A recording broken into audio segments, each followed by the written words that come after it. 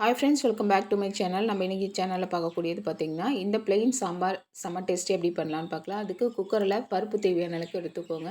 ஒரு 2 பச்சை மிளகாய், ஒரு 2 தக்காளி, அதுக்கப்புறம் பார்த்திங்கன்னா ஒரு 2 வெங்காயம், மீடியம் சைஸ் வெங்காயம் கட் பண்ணி போட்டுக்கோங்க. இதில் கொஞ்சமாக மஞ்சத்தூள் போட்டுக்கோங்க, அப்புறம் பெருங்காயத்தூள் போட்டுக்கோங்க. அகைன் பார்த்திங்கன்னா தண்ணி ஊற்றிக்கோங்க. அடுத்தது கொஞ்சம் ஆயில் ஊற்றிக்கோங்க.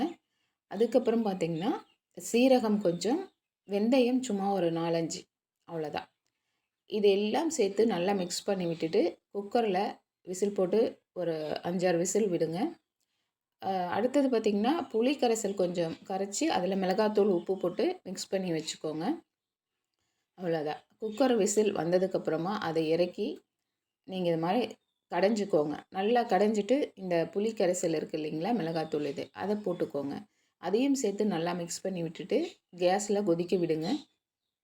பக்கத்துலேயே இன்னொரு கடாய் வச்சு அதில் கொஞ்சம் ஆயில் போட்டு வெறும் சோம்பு, பூண்டு நசுக்கி போட்டுக்கோங்க, கருவேப்பிலை, அவ்வளோதான். இதை மட்டும் போட்டு தாளிச்சிட்டு இந்த தாளிப்பை சாம்பாரில் ஊற்றிடுங்க. இந்த சாம்பார் பார்த்திங்கன்னா சாம்பார் பிடிக்காதவங்க கூட திரும்ப திரும்ப கேட்டு சாப்பிடுவாங்க. அவ்வளோ டேஸ்ட்டாக இருக்கும். இதில் எந்த ஒரு வெஜிடபிள்ஸும் நம்ம ஆட் பண்ணலை. பட் டேஸ்ட்டு பார்த்திங்கன்னா செம்ம டேஸ்ட்டாக இருக்கும். இது வந்து டிஃபனுக்கும் நல்லாயிருக்கும், ரைஸ்க்கும் நல்லாயிருக்கும். இதை மாதிரி காய்கறி இல்லாத சமயத்தில் இந்த சாம்பார் வச்சு பாருங்கள். இல்லை காய்கறி இருந்தால் கூட இந்த சாம்பார் ட்ரை பண்ணி பாருங்கள். எல்லாருக்குமே பிடிக்கும். இதோட வாசனை பார்த்திங்கன்னா இந்த கோவிலெலாம் பிரசாதம் கொடுத்து அடிக்கும் பாருங்கள், அந்த மாதிரி அடிக்கும். அவ்வளோ டேஸ்ட்டாக இருக்கும். இதை ஒரு முறை செஞ்சு பாருங்கள். இது வந்து பேச்சுலர்ஸ்க்கெலாம் ரொம்ப ஃப்ரெண்ட்லி யூஸராக இருக்கும் இந்த சாம்பார். அது மாதிரி பிகினர்ஸ்க்கும் இந்த சாம்பார் வந்துட்டு ட்ரை பண்ணுறதுக்கு ரொம்ப ஈஸி. நீங்கள் இதை வந்துட்டு வெஜிடபிள்ஸ்லாம் போடலையே, என்னத்தை அந்தளவுக்கு டேஸ்ட்டாக இருக்க போகுதுன்னு மட்டும் நினச்சிடாதீங்க.